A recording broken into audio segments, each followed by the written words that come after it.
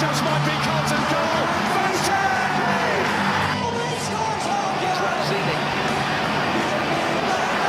Antonio. West Ham looking to make it save.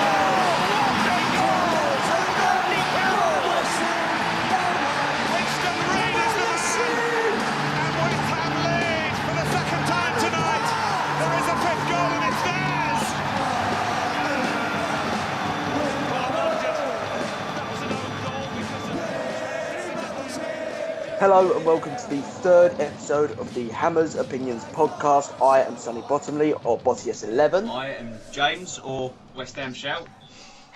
Billy, or Adrian FMDC. And boom shalaka, my name is Paul Ross, I'm at Talk Radio, I'm at Paul Ross, and I'm delighted to be with the three stooges, the three biggest Hammers fans I've had the misfortune to be on a podcast with. Guys, a great honour, thank you very much for the invite. Yes, thanks for joining us. Thank you for coming. Could that actually be a better intro? That is the best entrance I think we've ever had on this podcast, and we've only had two. It's only number three. It's only number three.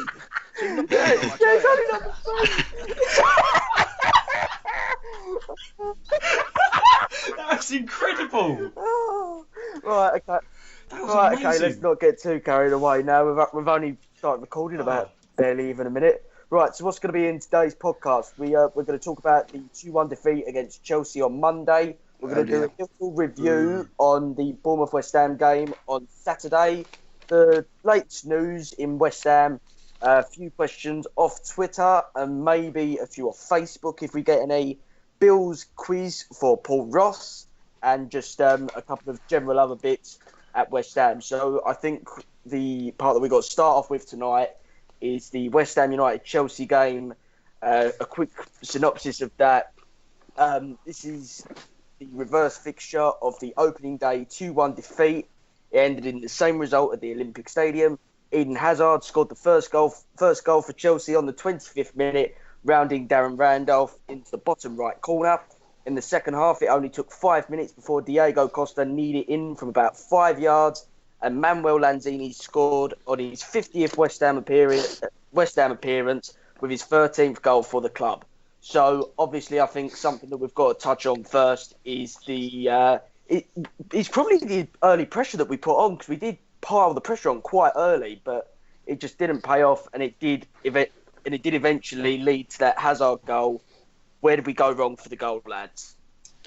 I suppose the big thing is, and it's like always with us, like we are great at pushing forward, and then we kind of think they're not going to take advantage, and they do, and they did. I mean, the thing for me with that kind of game is I kind of go to my own personal football fantasy island, because I think one of the greatest West Ham players we've never had will be Diego Costa. He's got all the attributes. He's unpleasant. He's aggressive. He's an attack dog. He could be the new Julian Di Canio, and he's playing for the other side. So when I'm watching the game, I'm thinking he'd be, what a tonking great player he'd be. But it was an entertaining game. But actually, in the end, we were kind of pantsing matching bra, weren't we? I mean, the thing is, we're never going to outplay like Chelsea on the pitch at all, ever. Yeah, but we're the academy. We should be taking that lot and teaching them a lesson, shouldn't we? And what we didn't really do, I think, was build. We had no.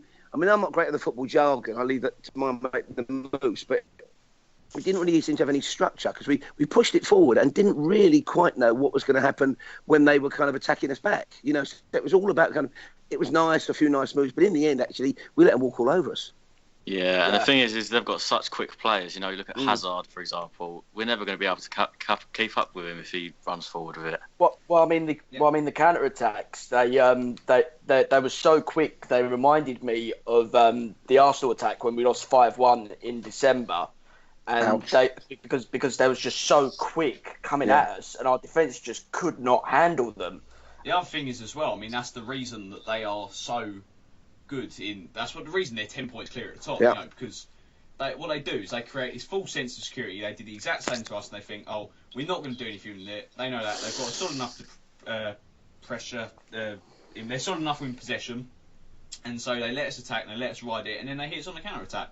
And as soon as that first goal went in, our heads dropped, and that was it.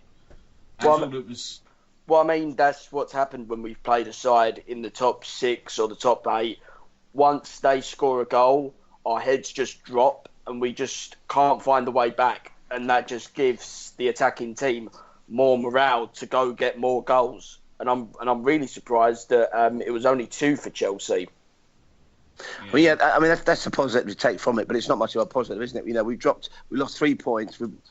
Chelsea are now 10 points clear, and actually, at times to me, it looked like, you know, when we were actually on it, we are as good as Chelsea. You know, we haven't got the depth of player, we haven't got the stamina they've got, but we can be, because we're an intelligent team, I think, and that's the big thing they should build on, that Bilic needs to build on, the intelligence and the strategy. And I did think, honestly, and I like old Bilic, but I don't think we had the kind of strategy, because we know they're going to counter-attack. All teams counter-attack. It doesn't matter whether it's Brentford FC or, you know, Lincoln City or whatever. All teams are going to come back at you when you've gone forward. What you need to do is spend a couple of days a week in training before a big game like that, working on how you're going to provide this kind of, you know, the safety net, how you're going to stop them getting anywhere near you.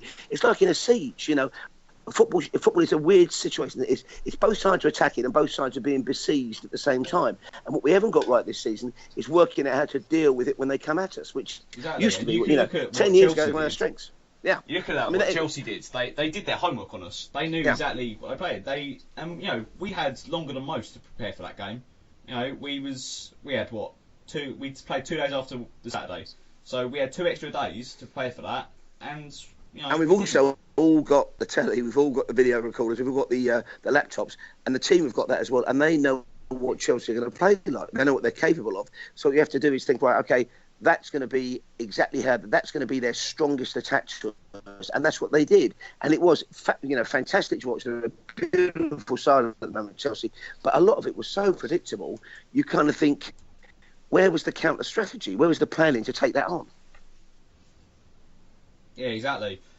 You know, I mean, there's a reason they're at the top. You know, simple as that.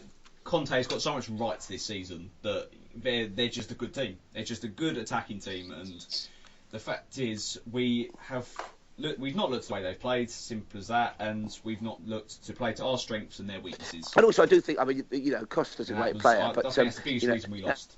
There was an element of luck in his goal, I have to say. I thought, you know, and that sometimes happens, doesn't it? You know, Napoleon used to say, let me have generals that are lucky. He said, I don't care what their background is, I don't care what military school they went to.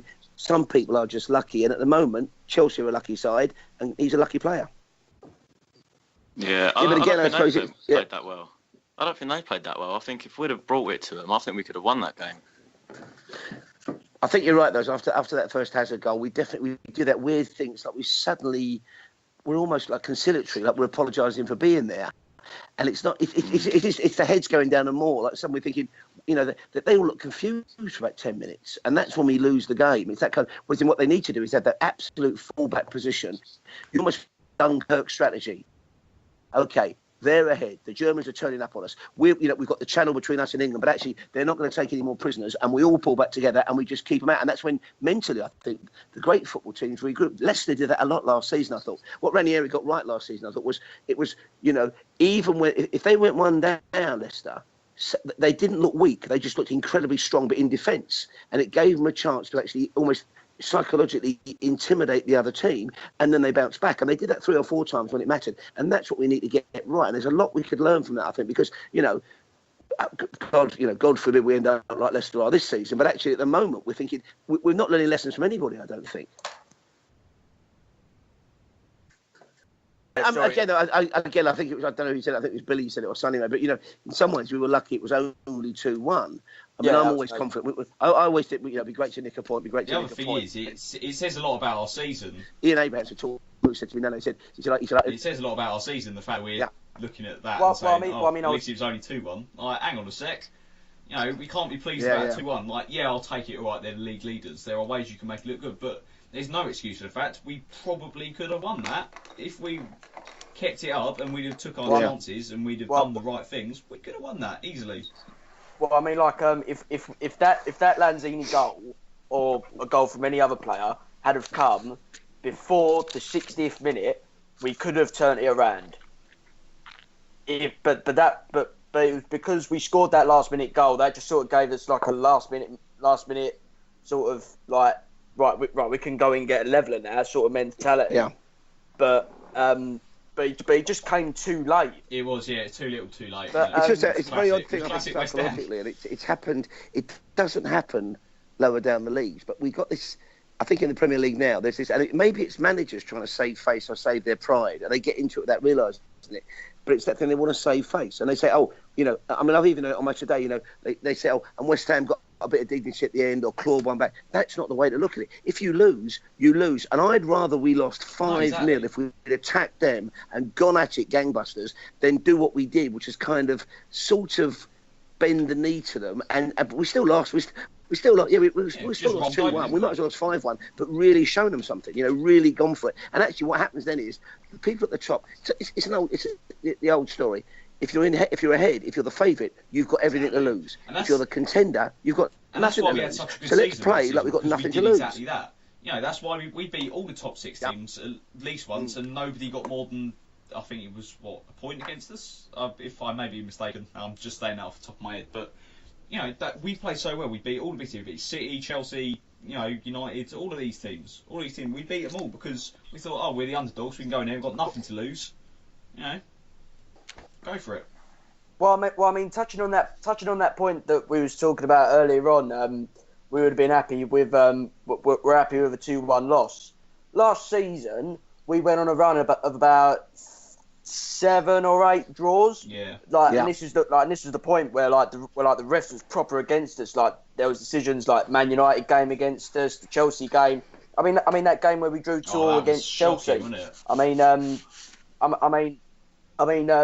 We was disappointed to come away from the champions of England with a 2-2 draw.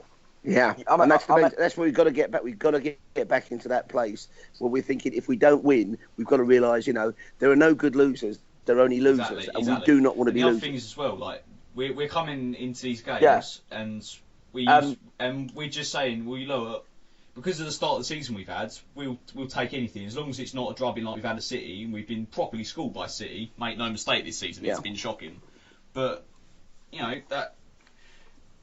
that's the other half of the season. That's a long time ago now in terms of football. I know it seems stupid, but we've got nothing to lose this season. We're not going down. We're not getting European football. So play. Just a useless stat.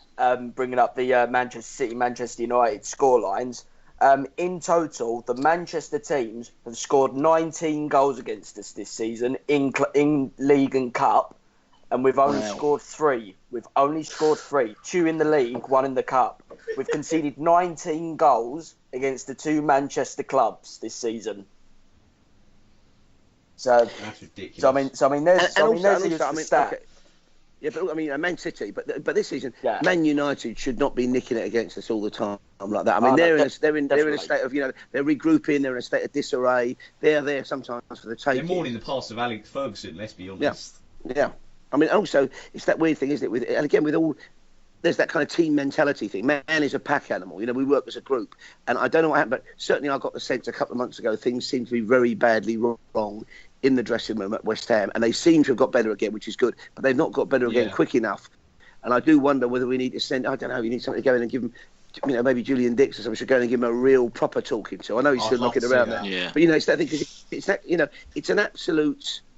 It's an honour and a pride, and all those cliches are true that when they're representing the team they're playing for. But it's West Ham, it's the academy. And sometimes you get out and you think, what, they are playing for a draw. And I don't want to see that. Play to win and lose. I'm happy with that. I don't like it, but I'm happy with it. But don't play for a draw. Don't go out and think, go out with the attitude in the back of your head, we're up against our betters. Nobody's better than us at our day. We've had the FA Cup 3 times. We won the World Cup. Don't go out there playing for a draw and thinking, phew, we got away with that. Chelsea only beat us 2-1. Only beat us 2-1. They beat us. Full stop. New paragraph. Next time we beat them. Yeah, exactly. Perfect. Precisely. It's just it's you never want to see it. And the thing is as well, like people pay ridiculous amounts for season tickets. I know, and that's the whole thing with the Claret membership racket. They've, technically we do have the cheapest season ticket in the league, but it still costs 40, 50 quid to get Claret membership in order to get a season ticket. Guys, I'm going to tell you something now. I'm the oldest man you've ever had on this show, okay? Yeah. And I remember that I first went to West Ham I was about 6 or 7 in 1964, which was the first time we won the FA Cup. So we had 64, and I caught West Ham up, you catch the measles. 65, the next year, Women's Cup, okay? The next year, we won the World Cup.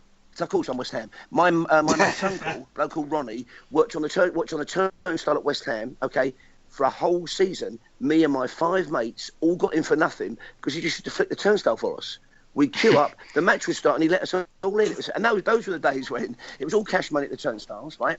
And you'd look around at the old Berlin ground and you think, okay, it's absolutely ram-jam full. You know, we'd be home to someone like Everton, absolutely packed to the rafters. Yeah. And they suddenly put the announcement out and they'd say, and the gate today is 11,000. And we'd all cheer because you knew wheelbarrows full of cash were going into the boot of the Rolls Royce of the chairman of the owners. Everything was done off the books. Those were the glory days. Everything. The glory days. Cash money and sneaking in. That's the thing. That's when football was football. You know, that was when it was about football. Now it is all about the corporates. That's all it's about. But at the end of the day, we're paying more. And, you know, people choose to do that. Fair enough. But if you're paying that amount of money, you do not want to see your team going out there and playing for a draw. No. That's the last thing you want to see. No, of course not. And it's a travesty more than anything. And else. I mean, to be fair, I suppose Bilic and the lads would say they're not doing that at all. It just looks like, doesn't it, psychologically? You know, it used to happen in Italian football. When Gazza first went over to Lazio back in the 90s, I saw him being interviewed and he said what he couldn't understand was, he'd say, you know, we'd go out there, we'd play somebody and we would score and it'd be a 0-0 draw. He said, you'd go and he said the defence would be whistling, really happy with that because they'd not let a goal through.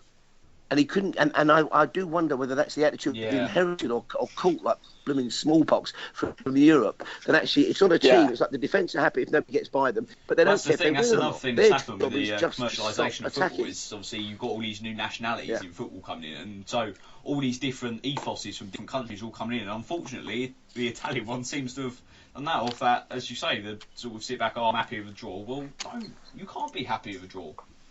No. You go out there, you win. It's on our changing room. It's on our changing room. Winning is what we're here for. Right. Should we move on to the Bournemouth West Ham preview? Yeah, anyway, it was a bad game. Well, I mean, bad game, but every cloud has a silver lining. As Lanzini scored on his 50th appearance for West Ham. Goal, no. Well taken. Beautiful goal. So West Ham away to Bournemouth. This is the reverse fixture of the 1-0 win at our first game at the Olympic Stadium, or our first league game at the Olympic Stadium. And what's our prediction for that? Well, I've said I'm always optimistic. I reckon we can. I think I'm hoping 2-1. Yeah. And of course, this was and of course last season, this is the fixture that sort of introduced what Payet's free kicks are like. So do we think we've improved in that year since we played Bournemouth and we said smashed no them 3-1? Right? Can you not say the P word?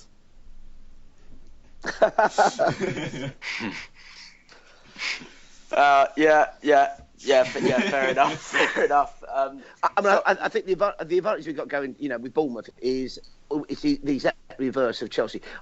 Bournemouth, the Cherries, a fantastic success story. It's what the Premier League should be about.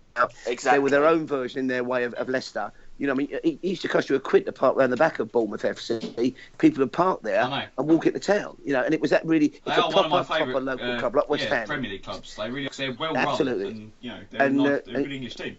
And the best chippy, if you go down, the best chippy on the south coast, Shea Fred's. It's always round to the rafters with footy fans. And the great thing is we go in there, we're going to be playing them with the attitude of thinking, you know what? Yeah.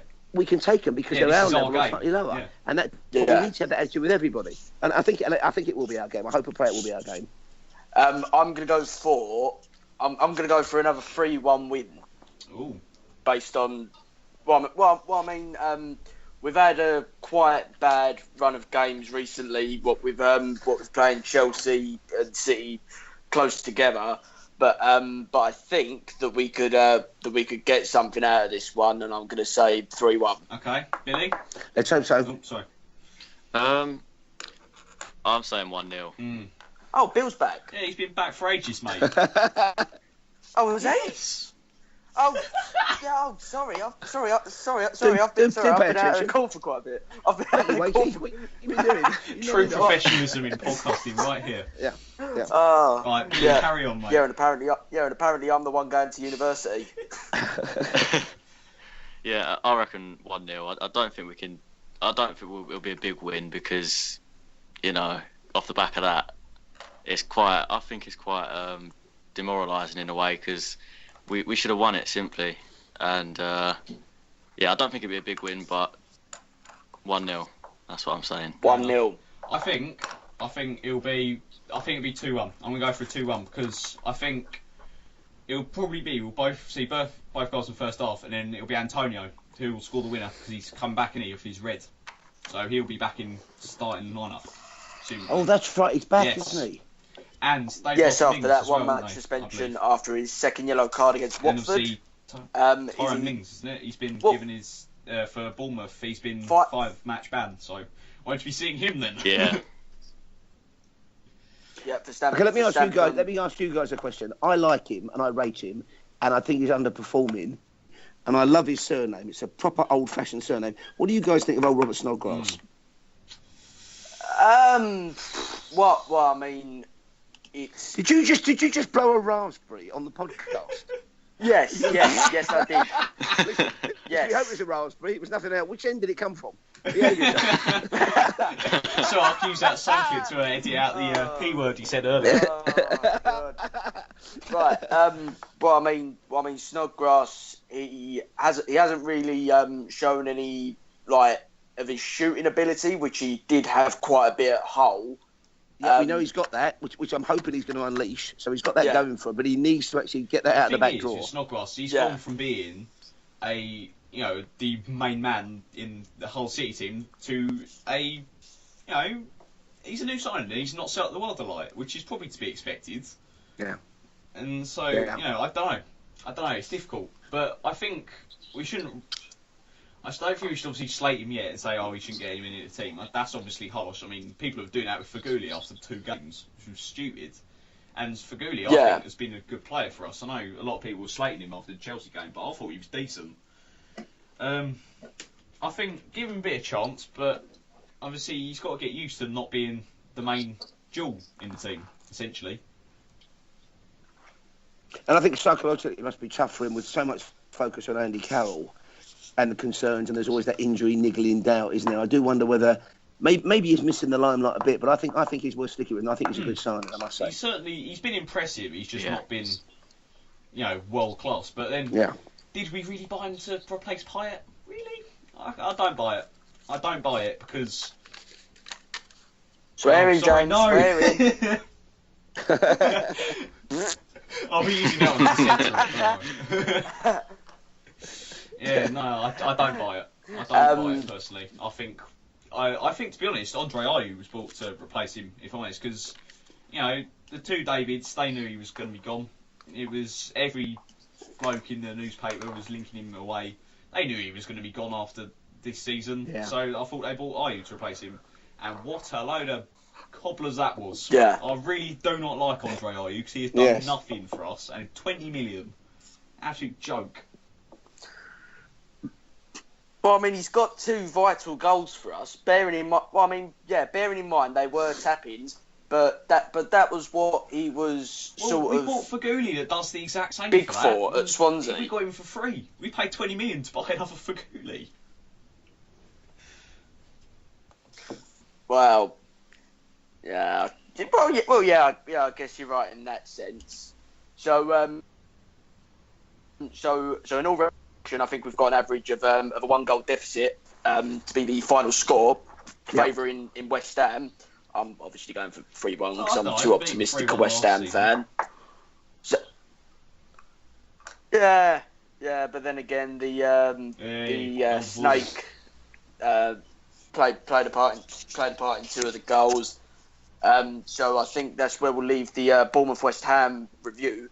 Now in recent West Ham news, under 23 player Declan Rice has been given a West Ham contract. Do we think that he should be sort of worked into the team like how Harry Kane was into Tottenham, or do we think just leave him for a couple of seasons? I think get him out there, let him get the miles and the games on his legs, and get him out there, because also a lot of those people rise to the occasion. I think it's that whole thing. It's like anything in life, isn't it? If you're given faith and encouragement, people play up to that and they live up to that and they work up to that.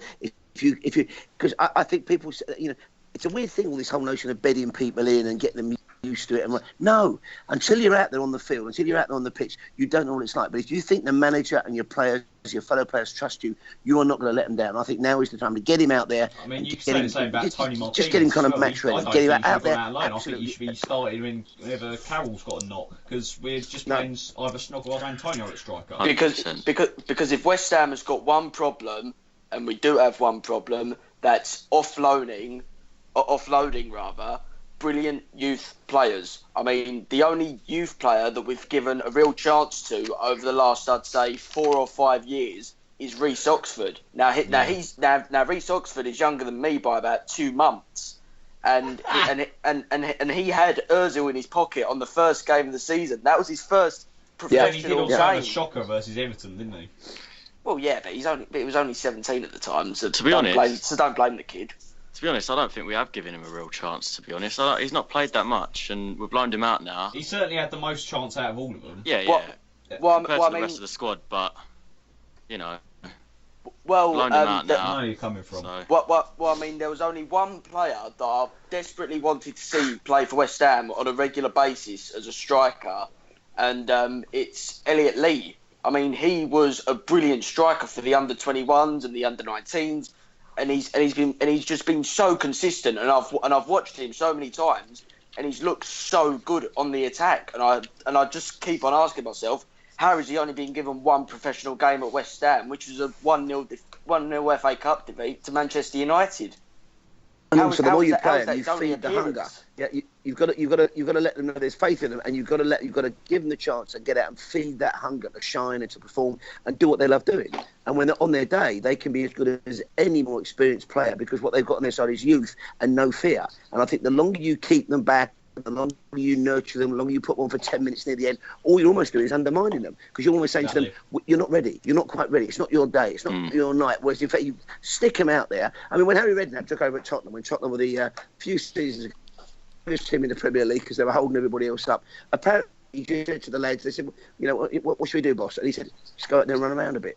And there's nothing wrong with that. Trust your players sometimes, particularly trust the younger players, because they've got everything to prove. They're hungry for it, and they want to get out there and show what they can do. Exactly, and the difference is as well nowadays is that, you know, there's no point in having the Academy of Football. Yeah, we may be, you know, the famous West Ham Academy. Doesn't matter. I don't get a chance in the first team. That created Lampard, Carrick, Terry, Lampard, and Defoe and all these players, but we just don't have any players within that quality. And the thing is as well, this season is perfect for the youth players to come in now. We're not going to get Europe, and we're not going to get relegated. Exactly. We've got nothing to lose. We might as well just play the youth players, give them the rest of the season, you know? Exactly. And that is a great thought. That's absolutely right, because what will happen then is, you're right, we've got nothing to lose but everything to win for next season, and also they then start competing with each other. They need to see, they know what they can do in the youth teams, and all that. They need to see who's stepping up to the mark and who isn't, and they'll learn from each other, and they'll compete with each other. And it is a tough old game, and it is dog eat dog, but that gives you a much better side, and they've got to be slightly frightened of each other more than they are of the opposition. Exactly. If you're frightened of losing your place in that team, you will play out your skin. And if you don't, then you don't deserve to be there. Yeah, simple as that. No. Now, another thing that's happened in the news, or I believe this is what happened in the news, I've certainly seen this on Twitter a couple of places, is David Gold has done his usual PR stunt of saying, this summer we're going to spend big. Thoughts on this, lads? Believe it or not? Well, I mean, I'm not a fan of either of those guys, to be honest. I know David Sullivan's got a long history with the club. You're in good company. But they're not... And, you know, I mean, it's just, I'm uneasy about them. And I've met David Gold a couple of times in interview before he took over at West Ham. And he's a very clever man and a businessman. But I do think the business side of him is much more important to him, and with David Sullivan, than the football side. And I don't think we should confuse, you know, I mean, I'm still smart in... I've got nothing against the London Stadium, but you know, our spiritual home... I mean, we were there since 1904. Was the Boleyn Ground. So you know, the things as well. You know, and I know a lot of us feel that, and you've got to think with your head and your heart. But actually, on every level, and we've got a great deal at the London Stadium, but it's the London Stadium,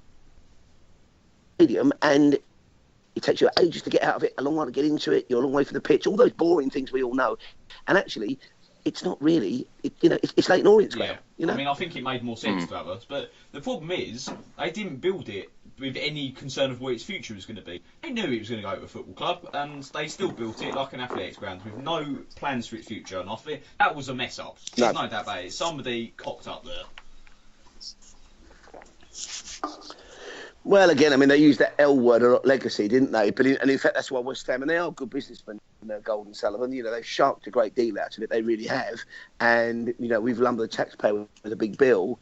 But the other side of it is, if they've saved money on the ground, they've got a great deal there. Let's see some of that money running around in West Ham colours on the pitch. Where's this 20 million? Just tell us you're going to spend money. Spend the gold money. Promised us for Zaza.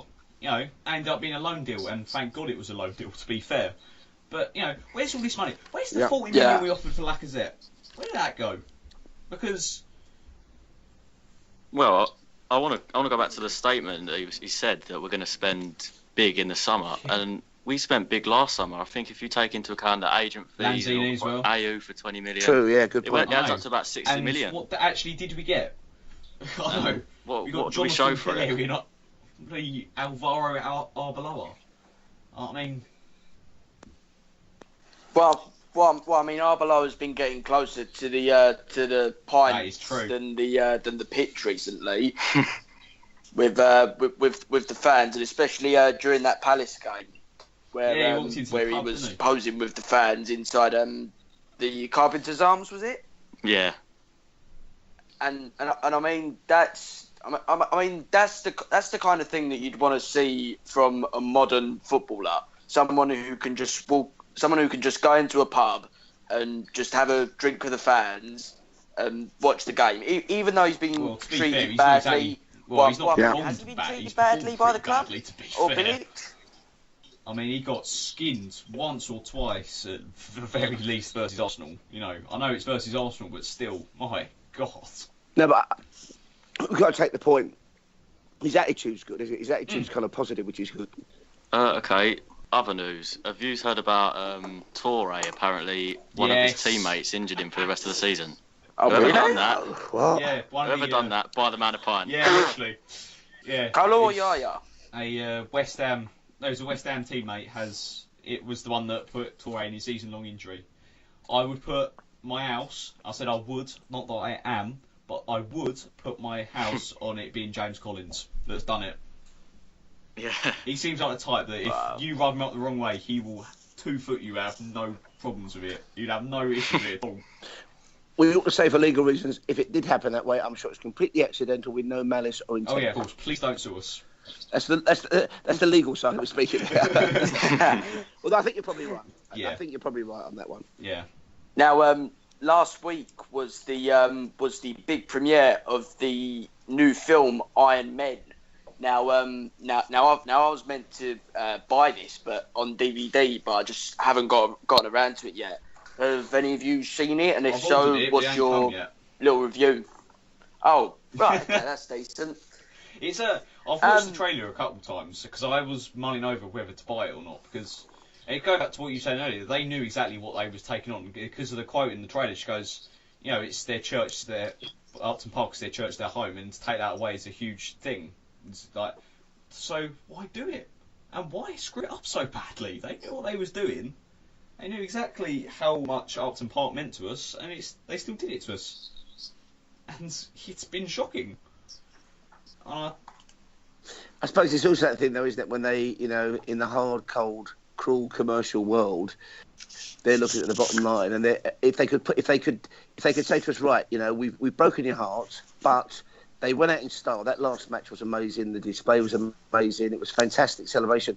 And if they then could say, and by the way, out of that, we've got this huge amount of money to spend on building a fantastic new team, then you could swallow it. If they don't do that, and they haven't really, then despite the money they spent last summer was quite impressive, but actually it was misspent, a lot of it. It was like Harry Redknapp's days again, when he'd buy anybody, basically. It seemed that sometimes, didn't it, on Harry? If somebody turned up with a kind of, you know, price tag around their neck, he'd pay it, hoping that he'd get lucky, and occasionally he did. What we haven't seen is any return from the move, I don't think, commercially or indeed on the pitch. As well, I mean, West Ham has always been, not about winning titles and more because we never won it, but it's always been about good football and a good time for the fans.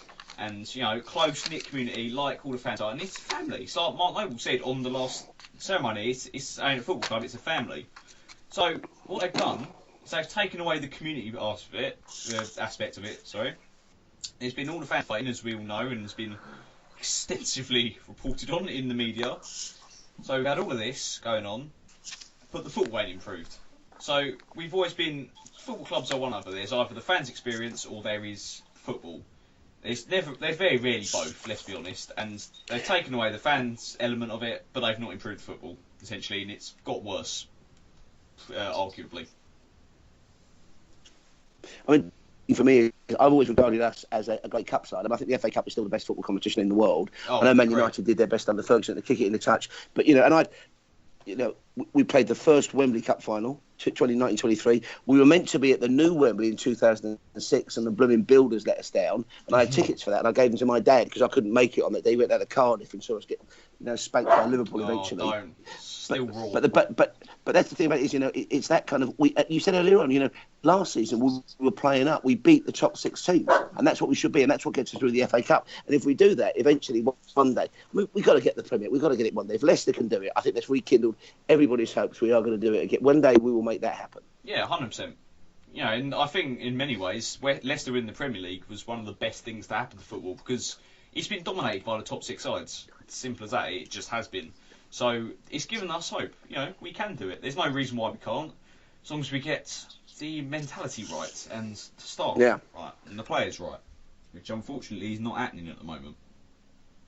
So basically, change everything, get everything right.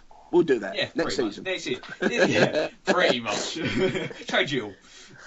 Well, they've changed it so far and it's irreversible anyway. May as well go to whole hog. Yeah. Now, talking of the recent stadium move and the recent trouble, we've somehow won the Stadium of the Year. How? I mean, there's been nothing but trouble. There's been next to no atmosphere there whatsoever. So it begs the question: how is it the Stadium of the Year? Well, to be honest, if you take away the fan side of things, the football side of things, and just look at it as a building, it's fantastic. Oh, yeah. Oh, it's remarkable. It's an absolutely beautiful piece of art. There's no doubt. I said that on my and stadium the talk. Whatever it means to you, it's a beautiful looking thing. Yeah, and the 5 people on the board that decided the award were actually architects. So I imagine that's the sort of thing that they looked at. Also, I do think, I mentioned it can take you ages to get out of it, and sometimes ages to get into it, but where it is, with Westfield right beside it, all that kind of stuff, it's a fantastic location in that way. And I do think, much though I love some of the football grounds around the country, the real world is the real world. Real estate, land is so much more expensive now. When you think of places like, and they would hate this, but, think of where Man City is, right in the heart of Manchester. What must that land be worth? You think of what Fulham's ground is worth. When Al Fire bought Fulham back in the day, everybody said that he was going to close it down within 5 years. Another thing that has been a big hot topic within a lot of the West Ham community has been what is going on with the right back situation. Sam Byram, Cheku Kouyaté. What is going on? Well, there's also the lower option of Mikel Antonio. Oh, don't.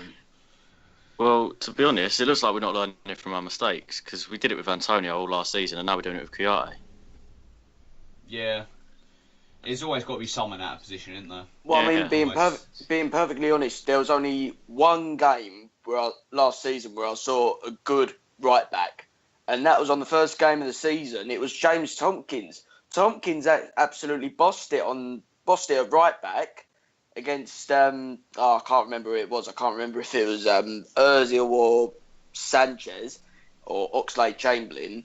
It was either one of them 3, and he was just so tight at right back, and that is probably one of my biggest regrets of a player being sold. Yeah, I have to agree. So how do we deal with the problem? Well, I'd say I think it was I can't remember who it was. Someone on Twitter was saying about Sam Byram. If you look at our next 3 fixtures, we've got Bournemouth, Leicester, and Hull. They're 3 winnable games, to be honest. Put Byram in for them 3 games and see what he's got. If he's decent, keep him in there. If he's not, take him out, sell him. Simple as. I think whoever it was who said that got it spot on. That's If my he's not going to get a chance in those opinion. games, then he's not going to get a chance at all, is he? Yeah, exactly. Okay, so another thing that I've seen in the old Twitter sphere has been there have been contract links between Obiang, West Ham and Liverpool about Obiang. Really? Yeah, apparently they're looking to sell him. Well, Yeah. So I mean, what do we do? Do we go for the sell and go for a new player, or no. or what's our option going to be? Do we? No. Definitely not selling. Listen, we've been a selling club for years. My granddad's told me about it, and he's followed West Ham all his life. We've been a selling club for years. It's all we've ever done. Now the Davids have come out and said we're no longer a selling club. For them, if they were to sell Obiang now, that would go against everything they've said. It'd be another lie. I don't know what to say about that. I think he's a quality player. I don't want him to go nowhere. Talking about, you're right. We used to be always the club that kind of nurtured talent, found people. I think we won the FA Cup in '75. We had an entire squad and an entire team of English players. That's not a huge thing, but it does show the kind of the talent pool there used to be in this country. And I think there still probably is. But we need to be more loyal to people, and also not need to have this constant idea of thinking we need a new defence, we need a new right back, for example. We're talking about that. Let's sell X, Y, and Z and get one. No, let's see if we can bring these people on and have a bit of faith. I think there's a whole. We've got quite a depth of team. I know Andy Carroll seems to be always the main man, always the focus. But actually, we've actually got other great players knocking around in there. I do think we need to give Snodgrass his head. He's going to have a tough time when we play about it, and that's going to be, I think, a test of his mettle. But I hope on that game he plays out of his skin, because he owes it to West Ham and to himself to do absolutely that. And then, it's a different kind of thing. If he gets his attitude right, and I hope he will against Hull, we've got a real shout next season, I think. I mean, like you say, with Snodgrass, if he does well against Hull, that will show us the kind of player he is. I think that is probably the biggest test for him.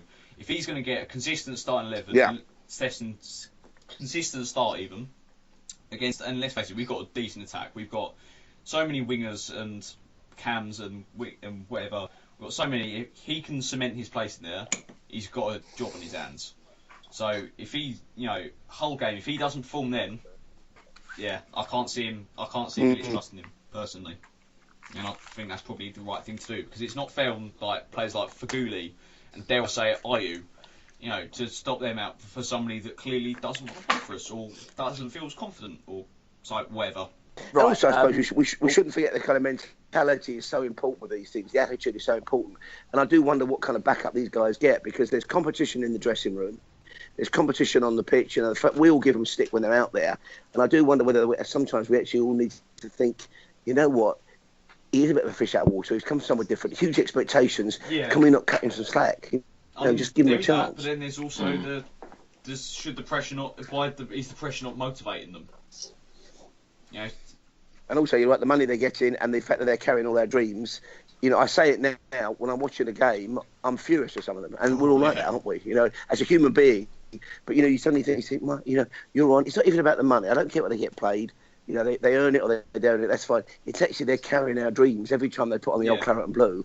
And when they don't, when they're out of position, they let it, or they miss something. Or when you see those replays on matter, and you think, I saw that live, I couldn't quite believe it. Now I have to, and they just broke it. Exactly. You think they if they don't accept the responsibility of having our dreams, then they shouldn't get a start. Yeah, I agree. I think that's all for the news, I believe. So should we move on to Billy's guest quiz? Or do the Q&A first? Up to you. Yeah, Q&A, Bill? Yeah, Q&A. Okay. Let's do the Q&A. Right. I don't know how many questions you lot have got. Right. I've got a couple. I've got none from Facebook. I do apologise. I've got one from... I've got one so far. I've got one from Slippery Sane. So it's at Slippery Sane on Twitter. Right. And it is, should Snodgrass be dropped? Should Robert Snodgrass be dropped? I think we've kind of covered this a little bit, but... We talked about that. We covered this earlier on. I think you should. I think we hit with him. And I think he's got a lot to it. And I think, as we've all said, I think the whole game will be his gun corral. If he goes out there like Wyatt Earp, guns blazing, he's going to be part of the team properly, and I think he'll play a real role next year. If he doesn't, next season, if he doesn't, then there've got to be question marks about him, because he's he's got a huge amount to prove against his old club. He's gone from being a big fish in a small pond to a small fish in a big pond. Because of our squad depth, he's obviously better than Hull because we're more established in the Premier League. So he's got to perform in that game if he's going to get us part in the star-studded lineup. Yeah. In the West Ham lineup. Yes, of course. All right, I've got a few questions. Two of them are pretty much the same. I'll just read this one. Jose Font, panic buy or thought out transfer target? Thought out transfer target, I'd say. Panic buy. But a good one. No, I think that there was a strategy there. I'm just not quite sure what it is. But the problem is, I mean, it's difficult with managers. But I do wish sometimes Bilic and like other managers would say, "I bought this player for X, Y, and Z reason," and I think it might also really focus the mind of the player. The fans will understand what was going on, what he's hoping to achieve. He's not going to really tip the wink to the other managers or other teams because they kind of can work it out. But it'd be just good to know what he's thinking. And he's got nothing to lose by telling us that. So I don't think it was a panic buy, but I'm not telling you what the thinking was. Yeah. I think basically he was a panic buy because they suddenly realised with Ogbonna being out in the season, they need another centre back. They need cover for him because Bilic doesn't trust Oxford for whatever reason. I know he was injured anyway, but he's not anymore. Even though we've got some decent centre backs in the academy, I know what's it called, Reece Burke probably should. I mean, I know he was out on loan. I don't know if he's been recalled, but Bilic doesn't trust him. So, end of the day, and I like that as well. He watches every game. Yeah, I know. He watches every game for us. He actually sits in our stand. Good player to have. But yeah, so I think he was a panic buy, but I think he was a decent panic buy. So I think he was a panic buy in the sense that we panicked because we don't have a centre back and we suddenly realised that Ogbonna was going to be out. But at the same time, he was decent. I think as far as cover's concerned, we couldn't have done much better. I don't think. Okay. This one's from the same guy. Do you think it is time for Noble to be dropped with Kouyaté coming back into midfield? No. To stop us being overrun? No, definitely no. Absolutely. I'll say this now, and I've said this on Twitter, and I've been slated for this. Absolutely, you are not dropping Noble. A, it's not going to happen because Bilic trusts him. And B, the bloke is Mr. West Ham, alright? We complain about players like Snake, see, didn't do it, about not being loyal but being good for us. Well done. So we can't have it both ways. Either we have loyal players that are not brilliant, you don't get good players that are loyal. Because that's the way the media influences them. They get linked with everyone, and ultimately they become disloyal. Plus, can I just add something there? Jamie Carragher and Steven Gerrard, both Mr. Liverpool, both captains of Liverpool, no less. Have they ever not had a bad season? Yes or no? I can't answer, mate. I don't follow Liverpool. I'll be honest. Top four, consistent. Yeah. They were. I think the lowest that they finished was about 6th or 7th. So that's still a Europa League spot. Well, that's our best season, isn't it? Last season. That's our best season for a good few years. But yeah, but I mean, like even. But I mean, just because you have one or two bad seasons, it does not define the kind of player that you are. And also, you've got to build a team. You've got to build a team. I mean, my favourite film of all time is a great Western from the 60s called The Wild Bunch, right? And there's a line in that when one of the guys says, when you side with a man, you stick with him. If you don't, you might as well be some kind of an animal. And it really rankles me still. We behaved very badly to Billy Bonds back in the 70s. We really did. We broke his heart. We behaved badly. Mark Noble, and you're right when you said that, if you cut him, he bleeds claret and blue. And he's a motivator, and he's a fantastic force for good, and he should stay where he is. If he's not the captain, then who would be? Because, who would you try? I mean, it's a difficult time. It's always a difficult time for West Ham. He's a fantastic bloke. I met him twice very briefly at Talk Sport. I met him twice. A lovely fella. Yeah, and he's signed autographs. My grandson, who's a big West Ham fan as well. But also, you just kind of know he's got that charisma, that crackle. He's a born leader. And that's what he's... And that's what he's... to him as well. He's a born leader. Who he'd be if not for Mark Noble. He's obviously a local lad. Yeah, absolutely. But the other thing is, and obviously I agree with you 100% on what you say about him being Mr. West Ham and all that, but on a practical level, who are we going to get to replace him? Reed's game drops massively when he's at centre-back, and he's captain as well. The two don't work. Once he focuses on just leading his back line, he's great. If he has the added pressure of captain, he crumbles. Simple as that. Kouyaté, he's alright, but he's not got the right personality traits, I don't think, to become... He's too nice. You know, the bloke's always smiling. He's always laughing and smiling. He's too nice to have a captain and to be captain of... Creswell? Creswell, again, he's not been brilliant this season, as we all know, and I think he's too young to have the experience more than anything else. I know he's not... Still good to have the experience. I mean, Marcus Rashford, he's only, 19? And he's already playing. And he's already playing for England. You wouldn't have him as captain, would you? You'd have someone like Wayne Rooney. I guess not. And Mark Noble, as strange as it feels to say, is our Wayne Rooney. He is our James Milner. He is our. He is that player that has the experience. He's the brain, and he knows West Ham through and through, and he knows it down to the bare skeleton of the club.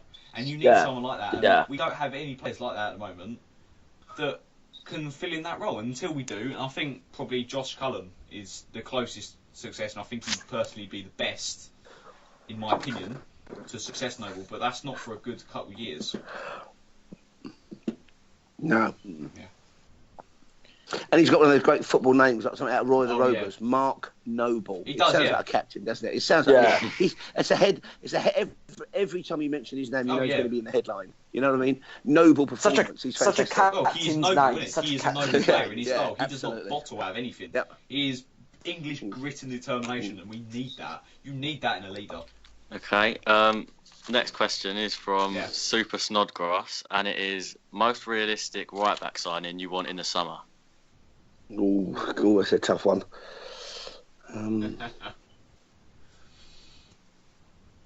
That we can afford, or is it fantasy football we're playing now?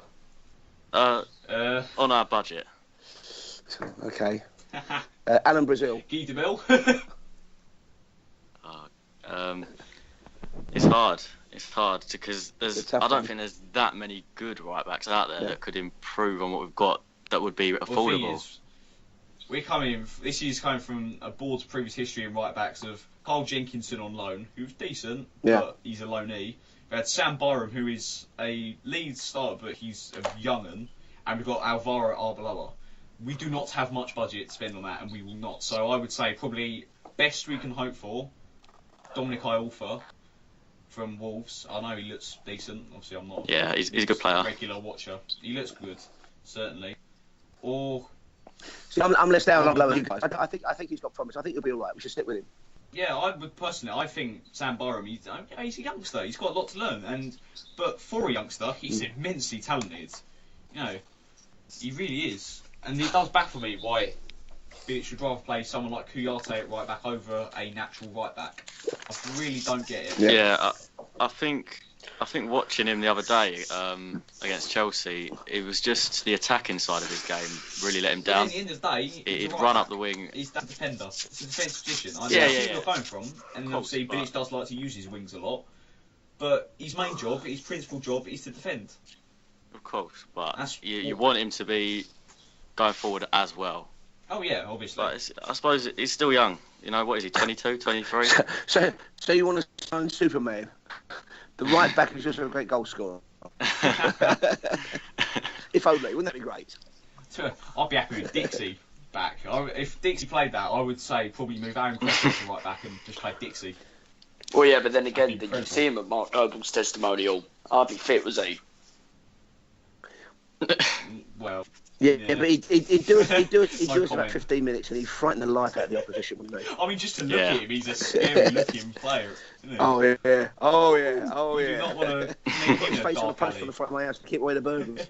Yeah, he's in the light alley. Kind of in closed space. You see that, and you are thinking,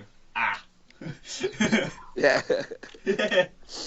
Cage fights. That's what he's thinking all the time. I'd see a fight between him and Razor Ruddock, because I'm fairly certain. I don't know if that would work, because Razor Ruddock would probably take up the cage. Yeah, I mean, Razor's, God bless him, carrying some timber now, isn't he? So, Oh, I know. I do like him. He's a good bloke, but my God, he's let himself go, and he was never had much to let go of. He was like a walking wardrobe, wasn't he? God bless him. Right, should we move on to the questions from Bill? The quiz. But I still got Let's do it. a few Gentlemen, more Twitter guys. questions here. Oh, you got a couple more questions? Oh, all right then. Yeah. All right then. False Hammer alarm. of the year so far.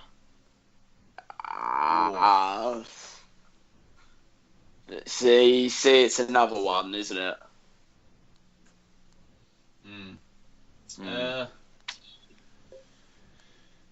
For me, it's a toss-up between Obiang and Reed.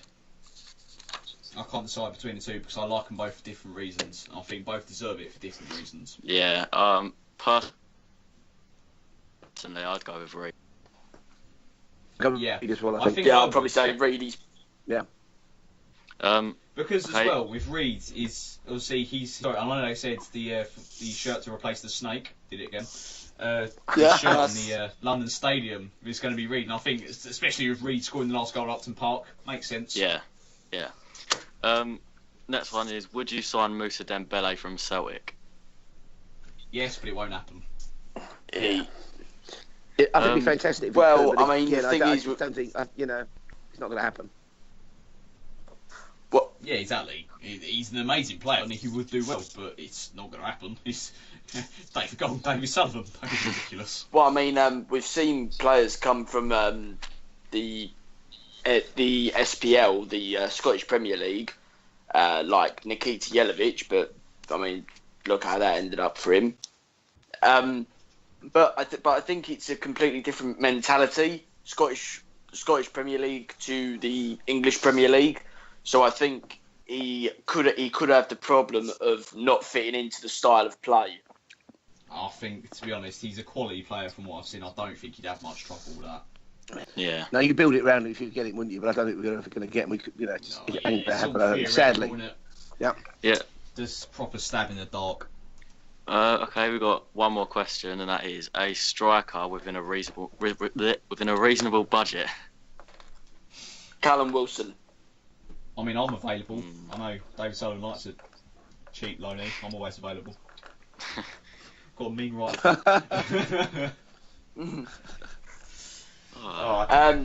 But I mean, Callum Wilson. That's a decent shout, isn't it? I think that's the kind of player we're going to end up with. Yeah. Good What player, what we'll do is we'll play over the odds for him and bad make injury it look record. like he's a great player. Yeah, and then David Gold will come out and say, we spent all that money on him, he's fantastic, and then we believe it. Not. Yeah, and it's the exact same that's been happening the last 2 seasons, isn't it? I mean, I'm tempted to say probably someone like Sturridge on loan because it's a big name, even though he'd be horrible for us because he'd get injured in his second game. So, but it'll be someone like Sturridge, I reckon. And I reckon it will happen. Yeah. We'll get him on loan and he'll do nothing. Either that or Welbeck. I was just looking on Sky Sports News, and I've seen that the West Ham vice chairman Karen Brady has been voted the most influential woman in football. So, what do we think of that? What do we think of that? Well, I can't see she's got much perfectly pleasant woman, very successful business person, but it's like saying you're the most useful cat flap on a submarine. Really. To be honest. But you know what I mean? She's like a chocolate fire guard. Yeah. I mean, what was the competition? But also, I think if in PR terms, she's dynamite because David Gold, not great on camera. We know he's got other troubles and issues, God bless him. Yeah. David Sullivan, terrible on camera with a terrible track record. He'd always have to answer questions about with his background, how he made his money. Karen Brady, she can turn up on things like Loose Women this morning. She's also great on TV on The Apprentice, and she's kind of user-friendly in the paper. Yeah. So, in that way, she was a brilliant addition to the board at West Ham, as she was at Birmingham. But there isn't anything disgraceful. There should be more women in football. Women go, you go along to the London Stadium. So, I reckon at least 25 to 30% of the people in there, ticket holders who pay, are women. Oh, yeah, and yet it's not reflected in the way that in Hollywood, there's only been one woman who's ever won a Best Director Oscar. That's a disgrace, and it's a disgrace for how few women are at the top in football. Yeah, exactly. I mean, there is. I don't see why there should be any difference in, there is no difference. I mean, I don't. The thing I don't like, and this is possibly me getting a little political, is the way that they have to have these awards for like most influential man and woman. Just like they're almost creating the divide by having these kind of awards. If you see what I'm saying, by having. But I suppose that thing is, though, it's International Women's Day today, so they've got to do something in suppose, every aspect of our life. But you're right. I think in some ways it just points out the difference rather than saying, let's be more inclusive. But, fair play to her. Again, a very talented woman. And I think she's a force for good, I must say. I think she's at least honest, I think both David Gold and David Sullivan are, to put it mildly, slippery. I've been very, very critical of her on my Twitter, as most people will know from the off. I'm not her biggest fan. But I will say, I have huge respect for her for the way she did that meeting with the obviously West Ham Fan TV, Hammers Chat, all that lot. She did, she organised that. And absolutely, that She fronted up, didn't she? Yeah, she was brave enough to front it up. The first thing she said, according to what West Ham Fan TV said, was the first thing she came in and just went, right, where do you want to start? I've got no agenda. Fair enough. You wouldn't see the other two doing that, would you? Absolutely not. So, she's certainly gone up in my estimation. And, she's had some questionable incidents, it has to be said. I mean, the numerous times she's referred to fans as customers has been a bit of a faux pas, not going to lie. But, it's... At the end of the day, she's a businesswoman. She's not looking at the fans at every moment. Yeah. She's looking at the business side of things. So yeah, exactly. And if we like them or not, we're stuck with them. They're not leaving anytime soon. As Yeah. So, yeah. Yeah, exactly. Let's be There's positive. no point being negative. I am very critical of the boards, and if given the chance, I would. And the other thing as well is, if we do get rid of them, they have a history of doing what they did to Birmingham and literally just saying, well, if you want us to go, fine, and they just sell to the first bidder, and then that's even worse. Yeah. I don't know. There was a big thing about that when they left Birmingham. And I think they've got more attachment. Certainly, I think Sullivan's got more attachment to West Ham than he had to Birmingham, because we know he did all that kind of youth team stuff. So in that way, hopefully they're in it for the long haul, and hopefully they will turn things around. But let's not be negative. We're not doing bad this season. We're not doing just as well as we were ought to. We're underperforming, but then are we? Because last season we were overperforming. There's only four places between where we finished last season, where we currently are. If I haven't checked the table, I haven't checked the table since the Chelsea game, but I'm fairly certain. Last time I checked, we were 11th. We finished 7th last season, and that was an overachievement. I think, going by what most people say. So, Yeah. No. I mean, we've always been this team. It's just the fact that since we moved to the stadium, we've been saying that we're marketed now as that big top 6 team, and it's not going to happen. I never believed it. I thought change of stadium doesn't make you a top 6 team. It's not that simple. You need players. And you don't get that, I don't think, with this board at the moment. But, hey, they could prove us wrong. I think it's unlikely, but this summer they could prove us wrong. Let's hope so. Yeah. Right, should we move on to the quiz then? Yeah. Yes. Now you're making me nervous. Be gentle with me, lads. Well, Okay. yeah, I'll let Billy handle this bit. Yeah, let me just go through it. So, Okay. the way it works is there'll be like a number of quick-fire questions, and you've got 90 seconds to get as many right as possible. Yeah. The leaderboard is... This is number 3. Has anybody scored 0? No. But it's only only one person's done it, so... 2. Okay. 2. You've got 2 questions to beat. Two questions is what Dan Lawless got. Yeah, Correct. Okay, so so at the very least, I'm guaranteed Hang a bronze medal. on a minute. Why? Yes. Hang on a minute. Why don't I count because all you're this? not a guest. No. Well, I mean, I'm the one that they're going up against. I thought that was what we was planning to do, wasn't it? I don't even know. I don't think we've planned for this bit. So We haven't. let's just do the quiz. Okay, let's go for it. Okay. Right, give us a sec. James, have you got a timer? Right, yeah. What are we doing it to again? 90 seconds. 90 seconds, right. Whoa. Yeah, so you got 90 seconds to answer me. Right. Might give it a sec. Sorry, I forgot all about this bit. Right. 90 seconds. Starting. 3, 2, 1. Which band sings London's Calling? The Clash. Yep. Which club did Sam Byram sign for? Oh, I can't remember. Everton? No, it was Leeds. How many years did West Ham spend at the Bowling Ground? They went there in 1904, and last year, with a mass, I would say, it's got to be 112 years. Correct. Brilliant. What was Reed's previous club? Reed's previous club was the Club Orange Biscuit. I've got no idea. I can't remember. I'm under pressure. I'm panicking, lads. What was the answer? It's FC Mightland. Okay. True or false? Guy Demel played over 100 league games for us. False. Correct. The Bowling hosted Argentina versus Croatia in 2014. What was the final score? 2-1. 55 Correct. seconds. 2-0. No, you did correct. It don't That's matter, fine. I got the point. Which club No, is Josh no, Cullen currently I on know loan where you to? live. I'll come in and poke your eyes out. Which club is Josh Cullen currently on loan to? I'll have a guess. Wolverhampton Wanderers. No, Bradford. 15 seconds left. West Ham played in the first ever FA Cup final to be held at the old Wembley Stadium in 1923, which they lost 2-0. Who were their opponents that day? Oh, now let me think. With Bolton. Yeah. All right, that's it. Time's up. Time's up. Oh, Come on, lads. I haven't ever got 4 or 5. I'm in the lead. I've done it. You've done very well. You're certainly first place. Yeah. So, how many did you get?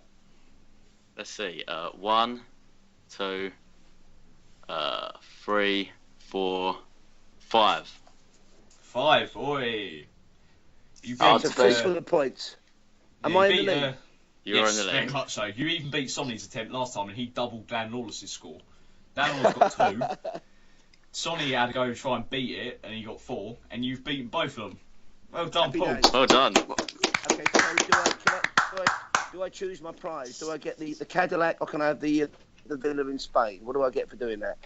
I mean, How about nothing? Okay, and listen, as a reminder, don't forget, a couple of years' time, we've got to start planning now, because it'll be 100 years ago since we first entered the Football League. We played Lincoln City in our first game. So 2 years from now, 2019, it's going to be it should be a huge year for West Ham. We need to start thinking about it and planning it now. yes. Yes. Yes. You know so Lads, much about listen, I've got to West Ham, go it's because amazing. I'm up first thing in the morning for Talk Radio. If you get the chance to, you're not listening to Talk Sport or this podcast, then I'm 6 to 10 every weekday morning on Talk Radio. You've been fantastic, guys. You've been great fun, a real laugh. Thanks for thinking on me.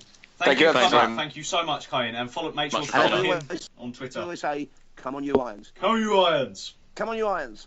Come on, you Irons. Go on, you Irons. Excellent. Thank you for coming, Paul. Thank you Cheers. for doing Cheers, this. lads. Thanks a lot. Take it cheers, easy. Really appreciate Talk to you it. soon. You Bye now. too. Be lucky. Yeah. Bye now. See you later. See ya. What a nice bloke. Yeah. Yeah, so Brilliant. Yeah. I think that is basically, that's pretty much it for us anyway. I think we better start wrapping it up off the hour mark. Yeah. I'm about Yeah, 10 so I minutes. think- So, So I think, you want to do the outro, Sonny? yeah, go for it. Well, I mean, this has been a bit of a cock up tonight in terms of connecting to people, but I feel that we've got there in the end. Oh, we've done well. We've done well. Considering Done well. gargantuan task, it has to be said. Yeah, so I think that is where we are going to leave the podcast for today. Thank you for Paul Ross, the brother of Jonathan Ross from Talk Sport, for coming on. Thank you to Billy or Adrian SDMC. SMDC. SMDC, all right. And thank you to West Ham Shouts as well for being on here. And finally, Bottius11. This is Bottius11 signing out on the 3rd West Ham podcast. And we will see you in the future podcast. See you later. Come on, you Irons. Irons.